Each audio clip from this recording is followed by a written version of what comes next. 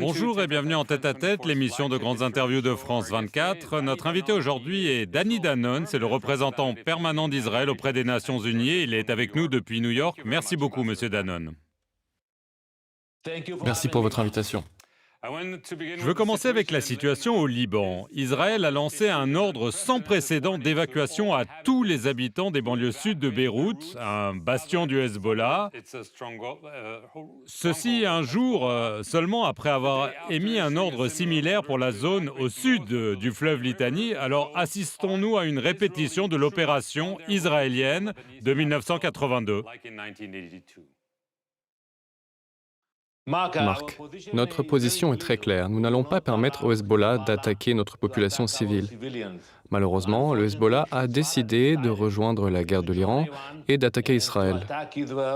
Ils ont déclaré qu'ils souhaitaient venger la mort de l'ayatollah Khamenei. Ils ont attaqué nos villes. Notre position est donc très claire. Nous n'allons pas rester les bras croisés, nous allons démanteler la forteresse du Hezbollah et nous souhaitons que le gouvernement libanais fasse davantage. Bien sûr, nous apprécions les mots, les paroles du gouvernement libanais depuis 24 heures, mais les mots ne suffisent pas. Il faut qu'ils agissent, il faut que des troupes soient déployées sur le terrain afin de repousser le Hezbollah. Et cela ne se produit pas. Tant que le gouvernement libanais ne fera pas ce qu'il doit faire, nous ferons ce que nous avons à faire pour faire en sorte que le Hezbollah ne puisse pas avoir les capacités et la possibilité d'attaquer notre population civile. Mais est-ce que cela peut inclure une opération terrestre et aller aussi loin éventuellement que Beyrouth? Je peux vous dire la chose suivante. Nous n'avons aucun désir d'attaquer qui que ce soit. Nous sommes une nation pacifique. Et, Inch'Allah, nous espérons pouvoir signer la paix avec le Liban. Je crois que cela se produira un jour. Nous pourrons signer un traité avec le peuple libanais.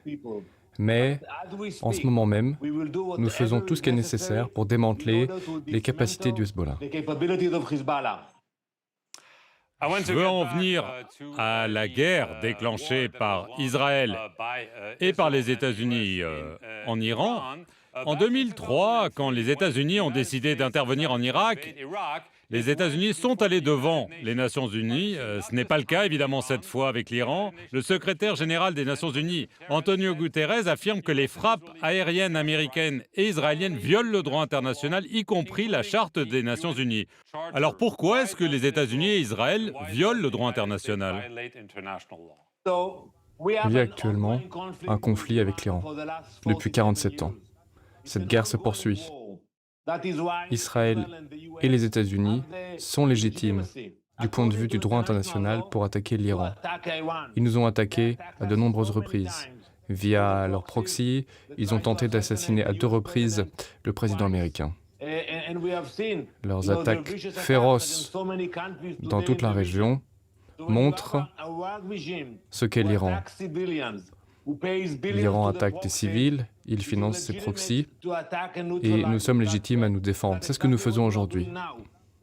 Marc, depuis 24 heures, les Iraniens attaquent Chypre, la Turquie, les pays du Golfe. L'Iran est hors de contrôle. Ils sont désespérés, et je crois qu'aujourd'hui, tout le monde comprend que cette menace doit être neutralisée. Une des raisons données à cette guerre est le programme nucléaire iranien. Mais il a été ralenti, voire anéanti, selon Donald Trump, après la guerre des 12 jours en juin dernier. Et maintenant, on entend de nouveau parler de la menace nucléaire. Alors, on a du mal à comprendre. Pourquoi il y aurait une menace nucléaire alors qu'elle a été anéantie il y a quelques mois? Marc, après les opérations de l'été, nous espérions que l'Iran comprenne le message, qu'il révise ses options et qu'il comprenne qu'il ne peut pas poursuivre ses ambitions nucléaires. Cela ne s'est pas produit. Les Iraniens ont continué à mentir. Quelques exemples. D'abord, ils cachent leur capacité nucléaire. Pourquoi? Ils ne permettent pas aux inspecteurs de rentrer. Autre exemple, sur l'uranium. Pourquoi enrichir de l'uranium jusqu'à 60% si vous déclarez que votre objectif est pacifique. Personne n'emploie, pour des raisons civiles, de l'uranium enrichi à 60%. Et surtout, dernière raison, les Iraniens instrumentalisent leur programme balistique. Il y a cette capacité à monter des têtes nucléaires sur des missiles ensuite balistiques. Nous n'allons pas attendre que cela soit possible. Vous dites que nous n'arrêterons pas tant que nos objectifs ne seront pas atteints. Mais quels sont-ils? Quel est le but final? Évidemment, l'ayatollah Khamenei n'est plus là. Est-ce qu'un scénario à la vénézuélienne est acceptable pour Israël? Quelqu'un du régime qui remplace le leader qui a été éliminé? Ou alors autre chose?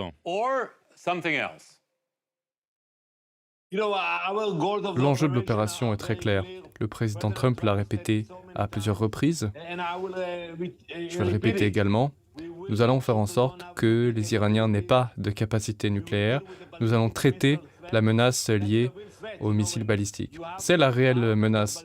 Des milliers de missiles balistiques peuvent représenter un risque similaire à celui d'une arme nucléaire. Les proxys ne peuvent plus être une menace pour Israël. Et enfin, espérons que les Iraniens prennent leur destin en main et qu'ils construisent un avenir différent pour eux-mêmes.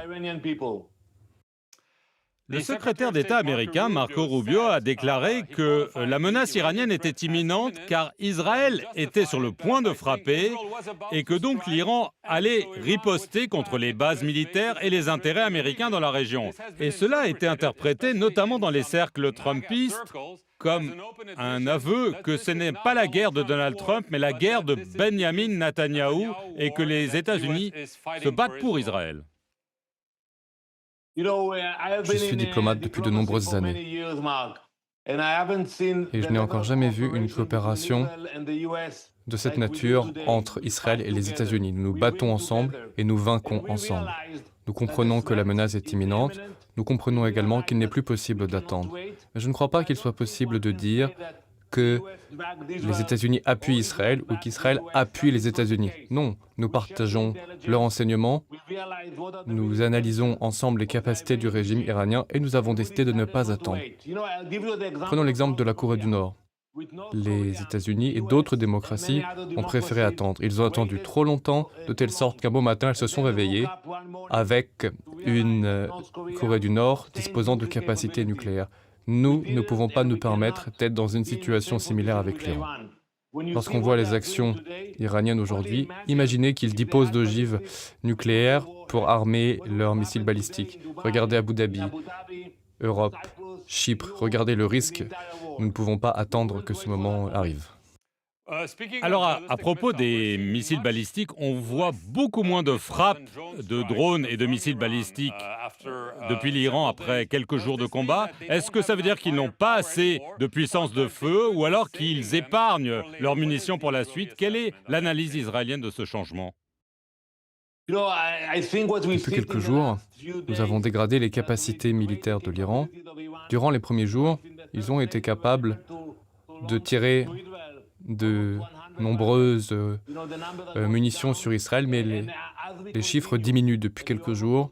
Nous avons la supériorité aérienne dans le ciel iranien et nous allons continuer à leur permettre de riposter de moins en moins. Cela étant, ils se sont préparés à cette situation. Les missiles balistiques sont bien protégés, ils sont dans les tunnels, ils les cachent également dans des grottes, c'est un défi, mais les bombardements ne vont plus avoir l'ampleur qu'ils ont eue dans les journées qui viennent de s'écouler. Dernier sujet, on parle beaucoup ces jours-ci d'une activation et d'un armement de groupes kurdes iraniens par le Mossad et par la CIA pour combattre dans leurs régions frontalières et contribuer à la déstabilisation du régime. Donald Trump a apparemment parlé à certains de leurs leaders. Quel est le but des États-Unis et d'Israël vis-à-vis de ces groupes et vis-à-vis de l'Iran? Marc, nous pensons que le peuple iranien doit prendre son destin en main. Nous allons créer les conditions qui lui permettra de le faire, d'avancer, de construire un meilleur avenir. Ce n'est pas qu'aux Kurdes de le faire, c'est au peuple iranien dans son ensemble. Il faut qu'ils saisissent cette opportunité. Je m'adresse à eux. C'est au peuple d'Iran de s'en charger. Soyez braves, soyez forts, prenez votre destin en main, vous pouvez le faire. Le monde est derrière vous, le monde prie pour vous. Mais la dernière fois où le peuple iranien s'est soulevé, il y a quelques semaines, ils ont été massacrés. Pourquoi ferait-il cela aujourd'hui? Il faut qu'ils regardent dans le ciel et qu'ils voient les pilotes israéliens, les pilotes américains, et il faut qu'ils comprennent qu'aujourd'hui la situation est différente. Aujourd'hui, le monde n'est pas silencieux, il a agi. Regardez ce qui se passe en Iran. Ils ont prié pour que cette situation se présente. Cela fait des générations qu'ils attendent de cette opportunité. Il faut maintenant que le changement arrive. Ambassadeur Danny Danom, merci beaucoup d'avoir répondu aux questions de France 24 et merci à vous d'avoir suivi cette émission sur nos antennes.